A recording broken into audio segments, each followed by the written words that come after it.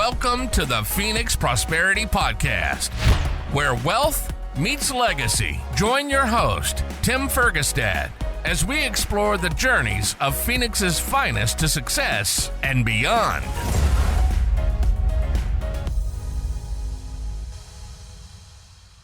Well, hello, hey, everybody. folks, welcome back. Dave's in charge. Sorry. I'm interviewing Tim on his own show. Yeah, so you guys know who Tim is. Tim is the host with the most of the Phoenix Prosperity Podcast. He's also the chief cook and bottle washer at Oak Street Assets. And we're going to do a quick little monthly update, I guess, for August of 2026. So, Tim, how you doing? Yep, I'm good, Dave. Thank you. Thank you for that. So, yeah, it's weird to let go of the reins. Yeah. Thank you, Dave. Dave, you're a friend and affiliate.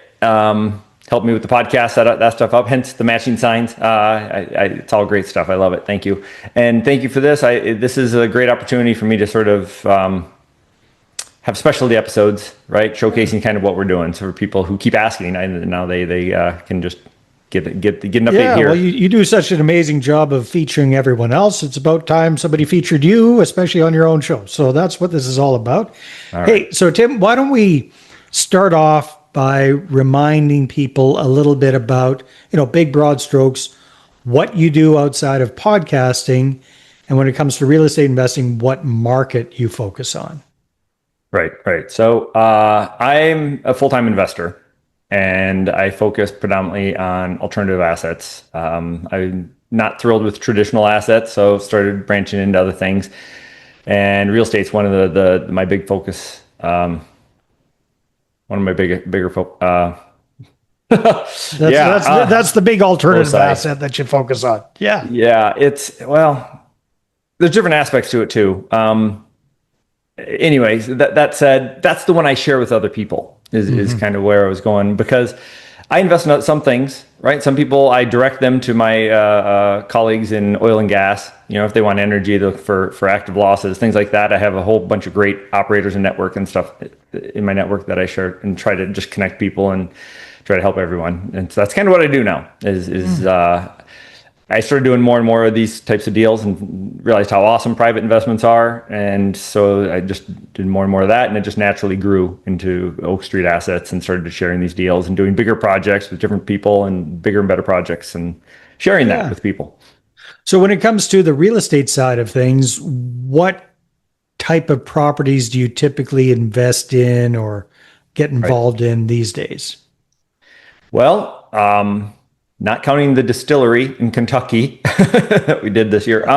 Mostly it's apartment complexes. Usually, which in the commercial real estate space are called multifamily. But it's I used to do smaller residential, right, single family rentals and things. And you start scaling up into these bigger ones. It's commercial real estate, but it's still apartments. It's still residential real estate.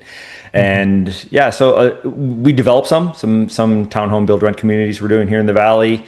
And those are great. We're going to keep doing that and expanding that. This area is booming. That's kind of what I wanted to talk a little bit about today, is how the area is booming. But our bread and butter really is kind of like flipping apartment communities. It's multifamily value add, where you go in and add value to it. You make it safer, better, cleaner, renovate the units, things like that. And let our investors participate in those types of things. And they can do it passively. By doing those improvements, you increase the rents, you increase the value, you lower the expenses. They become more profitable. They become worth more, correct? Yep. Yeah. Okay, very, very cool. So that's what you focus on. What's the primary market or markets that you invest in? Growing markets. Quality job growth is one of the bigger things we look for. And historically, that's meant the Sun Belt has been great. A lot of people have been migrating since COVID. There's a lot of growth in some of those. But the caveat to that is there's always market forces at play and supply and demand, and the developers built a ton of product in some of those markets. So some of them overbuilt a little bit. Yeah. So it takes a while for the market to absorb those units, and we're having some issues with that in some of our projects. Texas and Nashville is one that's booming, and it's great growth and job growth, but they also built a ton. So now they've developers, they make hay when the sun shines, and they go big. And when the those projects are not short either, right? They take years, and so the cycles are slow. So I think one of your favorite markets these days is something pretty close to home, if I'm not mistaken. It's Arizona. Phoenix. Yep, that's right. So tell me a little bit about what you're seeing going on in Arizona these days. Yeah, well, that's where I got some images ready for today, and I think it's the biggest. It's now the biggest project in the United States historically is the Taiwanese Semiconductor Manufacturing Corporation, TSMC, and they already had it, and they already had over $100 billion invested in Arizona already, and just in a couple weeks ago they announced they were going to put in at least another $100 billion into their Arizona expansion. So I have a hard time getting my head around that. So what does that even mean? What does that look like? Is this what's the name of the Taiwanese something? TSMC is what everybody calls it, right? Right. But is this the NVIDIA it's a microchip guys? It's a microchip plant.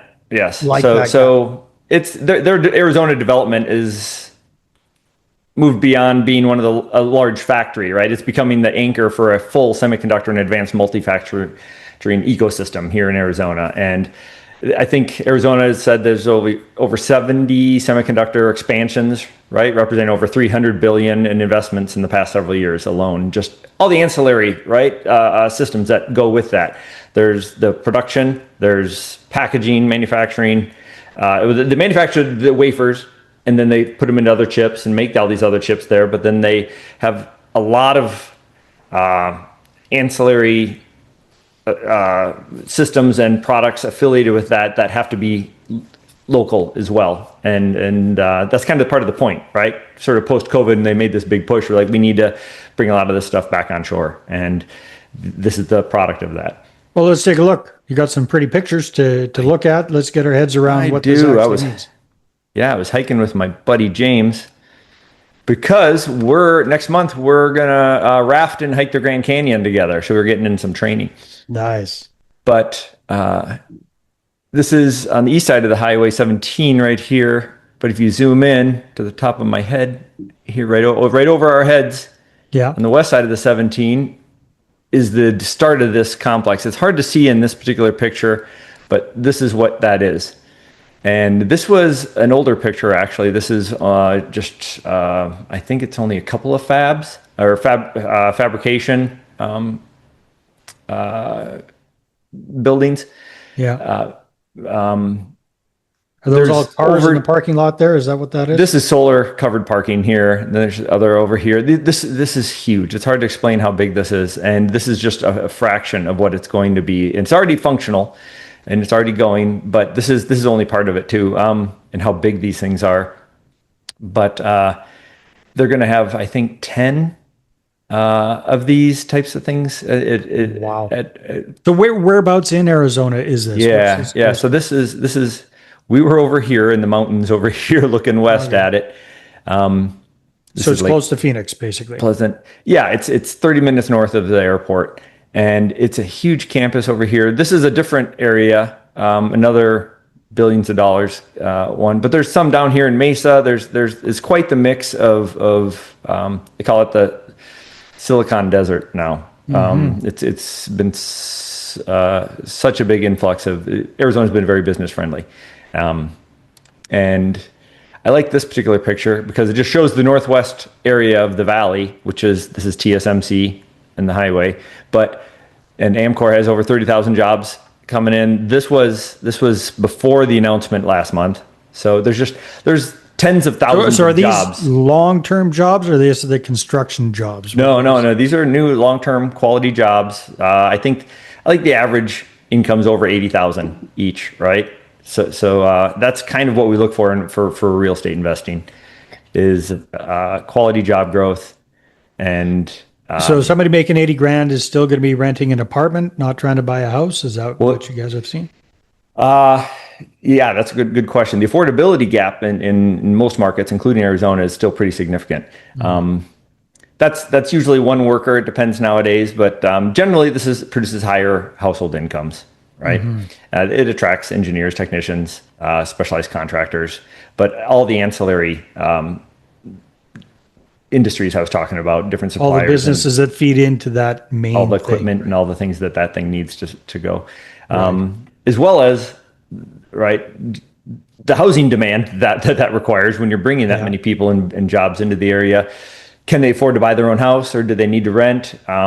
It's kind of a mix, and that fits in really well with kind of our townhome build to rent thesis that we're doing here in the Valley. We're building a series of these, and they're three or four bedroom, 2.5 bath, 2-car garage townhomes.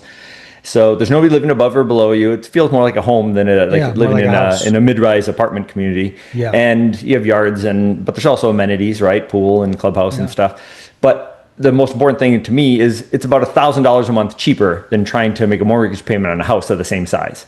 Wow. And you don't need the down payment, right? So it's a great way for a lot of people to check that box. And a lot of the 30 and 20-year-olds are not looking to buy a house nowadays. So there's a few factors all playing into the strength of how great build-to-rent real estate or rental property is. And so that fits great. And our next cycle, we've already started our first cycle. We're building several of those throughout the Valley.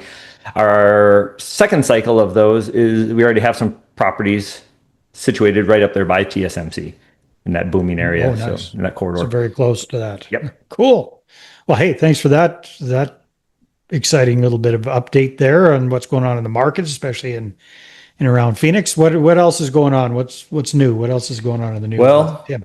I'm always on the hunt, right? We're always vetting deals and looking for good new deals. And I have to always talk to my investors because they change their appetite over time, figuring out what they want. Are they looking to replace their day job, looking for cash flow or passive income, or are they just in growth mode, right? They're investing with retirement funds. They don't care if it cash flows. They're just looking for a big upside to the end. So it depends. And lately I've been asking them, I vet a lot of deals, and there's some actually really good ones right now. We're in a really good part of the market cycle because to buy, obviously you always have to buy right, but people generally aren't selling right now unless they have to, right? Because it's sort of the down part of the market. That's when you want to buy, right? Right. When everything's on sale.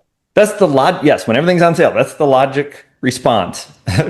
We're emotional creatures, though, and people seem to often do the opposite, which is a different issue. But so yeah, we have some things that have more risk, some things that have, like when you build from new, right? You don't know all the headaches and time delays and other problems that are going to come up with that. Versus if you buy something that's already done and polished and it's turnkey, a lot less risk, but usually you don't get as much upside in return. Right. Our value add's kind of in the middle, right? We grab something that's already existing. Buying something that exists, but you're fixing it up. Yeah. Right. There's also been some rescue funds lately so people who their loans are coming due and they were at the down part of the market, so they're not getting the values they want.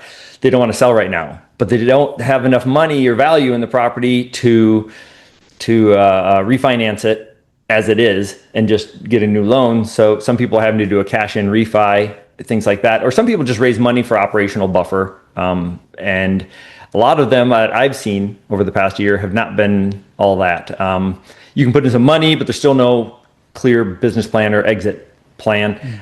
So I've generally been passing on those. But I just, one of my partners, somebody I've worked with before, is doing a cash in refi on a deal. And that's one of my current offerings, which I'm really excited about. It's very limited because it's going to happen later this month in August. So it's not a long runway for people to learn about it and participate. And it's smaller. So it's act now. But well, talk to Tim now is what you have to do. Right. But it's a cash in refi, and the appraisal already came in really high. So there's millions of dollars of buffer, and the people who are coming in that they're offering a preferred position, a 15% preferred position, they can actually get their preferred return, and their equity is already covered by the equity buffer in the there's only $2 million raise, and there's a over $3 million equity buffer in there. So you're ahead of the rest of the other equity, or the common equity. You're just behind the bank. So it's with a $6 million loan and a $10 million property, that's a great place to be in. Incredibly well mitigated risk there. That's what we do. That's what I look for. I look for asymmetric returns, right? High returns without that much risk. Usually you want something like a development, you want high returns, there's higher risk. This is one of those cases that we always look for, right? Good investors are always looking for the best return with the lowest amount of risk. Yeah, no, that makes a ton of sense. So Speaking of portfolio, any updates on your portfolio these days? Yeah, things are good. We just our last project we acquired earlier this year just is starting its distributions this month, so that's always What fun. was that project called, and where is it located? That was Icon on Broadway. That one was also in Tucson. Yeah, that was a good one. Oh wait, I got pictures of the Icon on Pima. Let me share those real Beautiful. quick. And while I'm looking for those, I'll also add that I do have a new due diligence book, but a investment scorecard for evaluating apartment syndications at oakstreetassets.com/scorecard, I believe. If you have any questions, just ask me. But can you see this? I can. Icon on Pima. Yes, this is the cash in refi. It's a great position with an operator I really like. I've worked with previously, and this is again in Tucson. It's on brand, has the same colors and paint job and everything. How many units? Umbrella. This is only 80 units. So the lead sponsor is like the biggest investor in this, and he's willing to put the investors before him in this preferred equity raise. So you get a 15% preferred annual return, and you're right behind the bank in the capital stack. So it's incredibly good, strong offering. The room, it's the workout room facilities and stuff there. It's not huge, but it's cash flowing, it's stabilized. It's already doing well, and it's in a market where it's currently operating 9 other properties. So very dialed in. What's the time frame on this cash? This is middle of August. So this one's going to be quick. Okay, but somebody invests in it, then what? 3 to 5 years. 3 to 5 years, depending on the market, right? Yep. What's the exit plan on this property? Well, in 3 to 5 years, sell it. Sell it. Okay. Yes, so not refinancing or anything. No. Wait till values come up. It's pretty much optimized, but then sell it when the market's right. Right. Kind of a low part in the market right now. Could sell it right now, but it wouldn't be a great return. So he'd rather hold on to it. He knows he's got it already done. He's already done the hard work. He's already renovated it, made it nice, cleaned up. He renovated half the units, and it did a lot of work on the outside and everything. And he has it stabilized, which means higher occupancy. It's cash flowing. It's in a good place. It's just the loan had to be refinanced, and because market values weren't great, he'd rather wait. So got it. Okay, makes sense. Great opportunity. So I think you wanted to feature a different property today. We're talking about a particular project. So Hana, I believe, is the name of it. Yeah, I mentioned that. Okay, so most of our stuff is doing really well. So Hana has been a roller coaster a little bit, right? It was doing when we first got it. This was in Nashville. So first of all, what is it and where is it? Yeah. It's a motel conversion deal we did in East Nashville. It's actually North Nashville, but they call it East Nashville.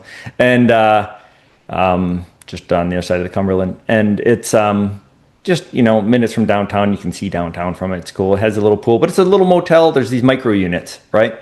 Okay. And we got this several years ago, and we may still be doing it, I'm not sure, but getting like the highest rents per square foot in Nashville, right? That's how small these units are. It was a crappy little old motel that you've turned into. What does a micro unit mean? So you basically took the room and turned it into a less than 300 square feet. Wow. Yes. These were little motels, right? And so there's a little kitchenette, there's a bathroom, and then it's almost like a suite, right? It's got a studio. It's just got a bedroom / living room, right? And we can offer some of these furnished for really easy for an extra $100 a month. We can also let you go a 6-month lease, medium term, settle something longer for an extra premium on the rent and stuff as well. And who's the target demographic for this? Like people who hit Nashville with their guitar in their hand. Right? They don't know where they want to go yet, but they want something small and cheap, and then they can figure it out later type of thing. So they're a great demographic. They don't have furniture with them. They don't want to sign a long-term lease. So it's been great. A couple of problems that's happened. So in the first year, we had about a year and a half in, we did a refi, and the appraisal came back way more than we originally, had into it, and we thought, oh, we should just sell it now, even though our plan was to hold it 3 to 5 years. And in retrospect, we should have. But I don't know if that would have worked because the market turned on us. That's when the Fed started cranking rates and right. Everything got all funny. But also, so it was doing really well. And then that happened. And then we were doing okay again. And then everybody else saw how good ours was doing. They started doing it in some other ones. So we got some local competition, which is always hard. And then Nashville was booming so much, there was just so much new A-class, brand new apartment communities growing, and that trickles down over the time. To lease up, they give discounts on things, and so all the B classes get emptied because people can pay the same rent to get into a nice one, and then they have to lower theirs. The broke guys can go to the B class. Yeah, exactly. So, and that happens over a couple of years, and we're riding through that now finally. But and how many micro units are in this place? There's 112. Oh, quite a few then. Yeah. Okay. But so it was good and then bad and then good, right? So now we're waiting for the absorption of all the new units to burn off in Nashville, and the competitors who were like, "Wow, look at the rents per square foot these guys are getting." So they wanted to copy us, which okay, but then they had to undercut us for a while and just had to drop prices to lease theirs up, and it made ours hard to perform. And it's also a very tricky tenant class to deal with too. These people who come and go. Right, they have no trouble skipping town without paying rent and stuff. So tenant screening is always sling the guitar on their back and off. Yep, that's right. It would be, yeah. We do have traveling nurses that try to get longer term leases with and stuff as well as or medium term. But we have a podcast. We turned one of the rooms into a podcast suite and things like that. So they have different amenities for that type of demographic too. So they can do some stuff there, which it's got a pool. It's nice. It's just it's also in the path of progress, right? There's some big developments there. Oracle has a huge campus, and it takes years for that stuff to trickle down, and so it's still well placed, and we still are optimistic about it. But there's now one of those things where not everything went exactly according to plan. Never does. Never does. Right. Okay, right. So one thing that. You're good at many things, Tim, but I think you're kind of an educator at heart. So, part of these monthly updates is doing like a little bit of a deep dive into one particular topic. What do you want to share with us today as an educational piece? Well, I almost went into the neuroscience and the psychology behind investing maybe mindset. Not that much education. Yeah. Well, we'll do that. We'll do that on a future one. Not eyes glazing over education, please. Sure. Well, I won't talk about the circuitry or the brain foci involved, but investment analysis. That's a big part of what I do, and that's kind of like I mentioned earlier at oakstreetassets.com/scorecard. I have a free. Why don't you show us on the screen there? Let's take a look at if we go there. What pops up? Sure. Well, it's a little form. Let me.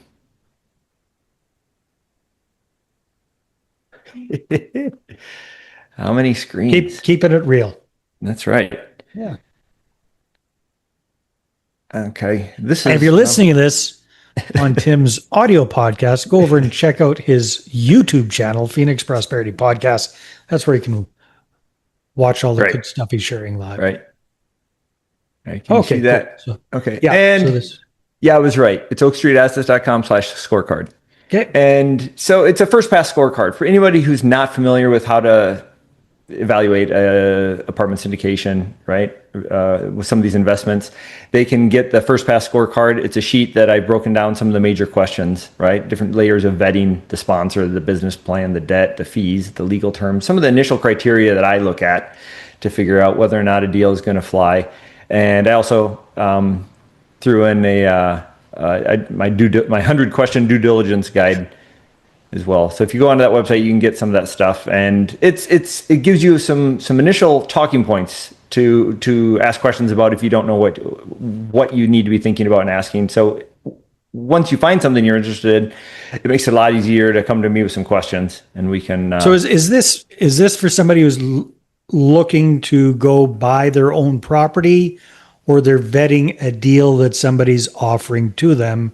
Both. As a limited partner or as a passive investor? Both. This is more of a limited partner, but these are some of the same questions you're still going to look at. This is centered, though, you're right, for people who want to invest in passively in other people's deals. Right, exactly. I have other underwriting models and other things when you're looking at the deal yourself as an operator. If you want to be actively buying it yourself, there's a ton more work to do.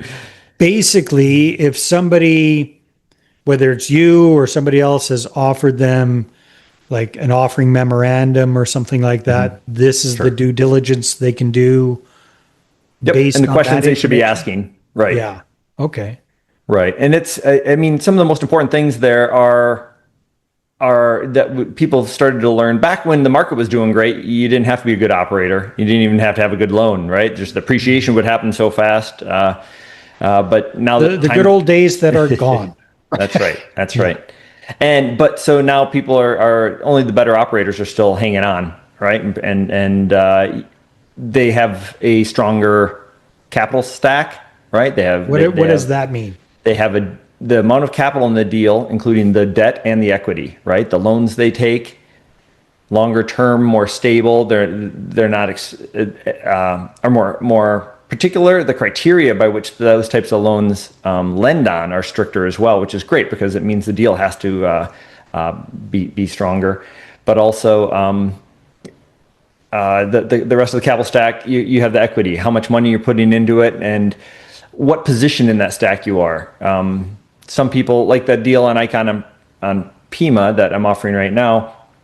That's a preferred position that gets paid right after the bank. So if you have a $10 million property and you have a $6 million loan on it, you have $4 million in equity left over. Who does that go to next, right? Does it go to the sponsor or does it go to the investors? It goes to the investors. And of the investors, it goes to the preferred investors first. And once they're paid, then it goes to the next people in line, right? So the capital stack is kind of a queue of who gets paid back first.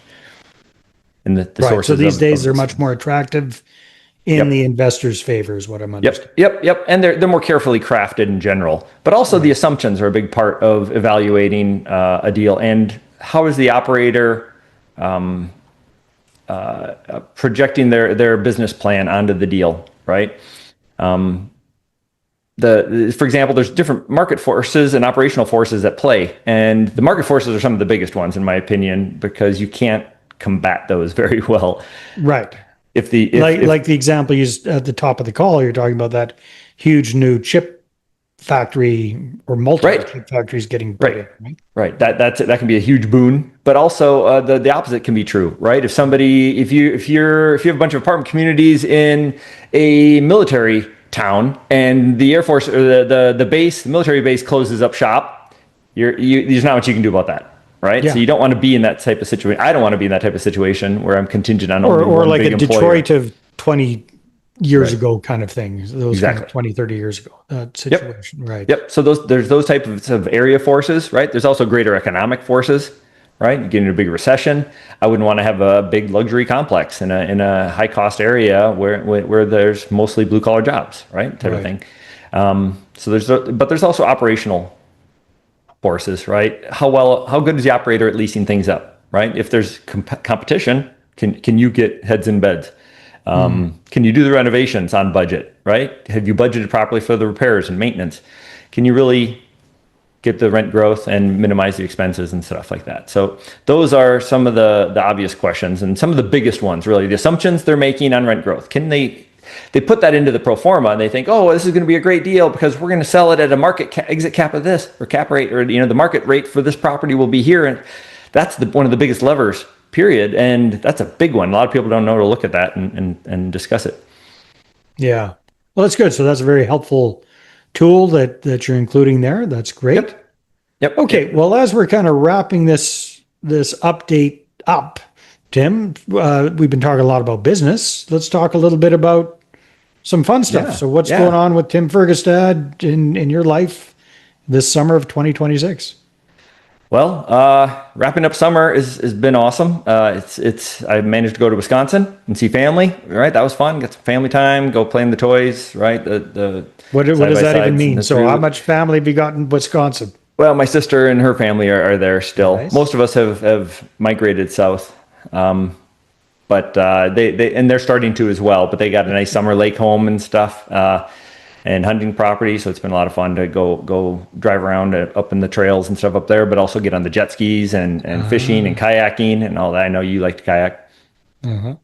Good stuff. Pretty good. And So also, how did you take a couple of weeks off? Did you go up there, you and the family, or just yourself? Yeah. Well, I took my son and I went up there for a week. The girls were at band camp up in northern Arizona, and last year for that, so that's bittersweet. So that's a little cooler. They get up north at altitude, a little bit 5,000 feet. They can get some stuff. But I mentioned that because when we came back, somebody had turned the heat on in Arizona. It's been over 115 regularly. My pool is big.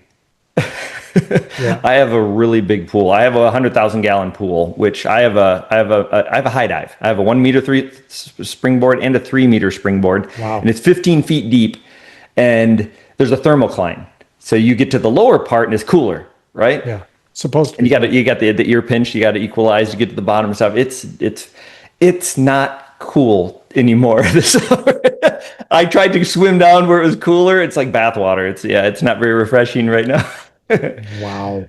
115 degrees. That's crazy time. And it just keeps hot until September kind of thing, right? September, the heat usually breaks. But the pool usually takes on the evening temperature, so hopefully that'll be a little more effective in a few weeks. But the monsoon season, right, changes that a little bit because the humidity goes up and the evaporative cooling doesn't work as well, and so some people like the bathwater pool. I don't. I got a hot tub for that. So what's exciting coming up over the next month or so? Kids going back to school, that kind of stuff. Today, first day of school for my daughter. Her last first day, so she's a senior. So that's cool. My son is still doing his aerospace internship here before he goes back to school later in the month. And like I said, and I'm going golfing back. I'm going back up to Wisconsin with some friends to go golfing there this month. That'll be cool. And like I said, we're prepping for rafting and hiking the Grand Canyon next month. When's that happening? Next month, middle of September. And how long are you going to be doing that for? That's just like a week. Nice. Yeah, it's been on my bucket list for a long time. I'm excited for that. Yeah, it's got to be amazing. All the little side hikes and trails and all the Indian stuff. I don't remember. I mean, because there's a couple mile hikes almost every day, and on the slot canyons and stuff as you go, as you take breaks and lunch breaks as you raft down. So there's a lot of little day hikes, but then the big one is hiking out the South Rim because we're not doing the full thing. We're doing half, right? We're doing the Upper Canyon. We didn't have time to do the full thing, but is this a guided thing, or are you doing your own thing? Yeah, no, it's there's all sorts of outfitters that are there, and I have some friends who do it as well there, which is cool. But yeah, so it's pretty posh, really. I mean, they have it's like a flotilla, right? And we can rotate. I think it's a kayak. We can kayak once in a while if we want. But then we get on the boats where we get to paddle, and then there's also the big boat if you don't want to, right, with the big oar and stuff. And yeah, it's not fast. Probably a few coolers of beer. Yep, but it's slow. Right. And there's periods of rapids, but otherwise it's largely pretty slow. And Lake Powell's down, water's down. We should talk about that next week. We'll talk about water in Arizona. But 30 feet or something, which is a lot. And so I don't know how fast it will be next month, how much they're not letting as much water out. So I don't know exactly what that'll be like. Well, it'll be lots of pictures, my friend. Got to share those in the next one. For sure. Excited. Awesome, Tim. Well, hey, thank you very much for the update. Yeah, thank you, Dave. It's been great. All right, everybody. And hey, just let people know if they want to reach out and connect with you, what's the best way to do that? Probably through sign up for my newsletter. That's the easiest thing. Well, they're getting this. They're already on your newsletter. Probably. Maybe it depends. Yeah. So okay. Well, sign up for that. How do they sign up for your newsletter? Yeah, go to the website. Go to the website and get on the investor list. Website? OakStreetAssets.com. OakStreetAssets.com. Sign up there. I also have a LinkedIn or a Linktree page of goodies, which is timfergestad.com. That's an easy one. Easy you can to find remember. all sorts of resources there, some freebies, and schedule a call with me there if you like. Perfect. Awesome, Tim. Have fun on the trip. Thanks for keeping me on the rails, Dave. All right, my friend. All right. All right, everybody. Take care. We'll see you next month. Yep. Inspired by our guests? Visit phoenixprosperitypodcast.com/guest and join us on the show and share your success story with Tim. The spotlight awaits.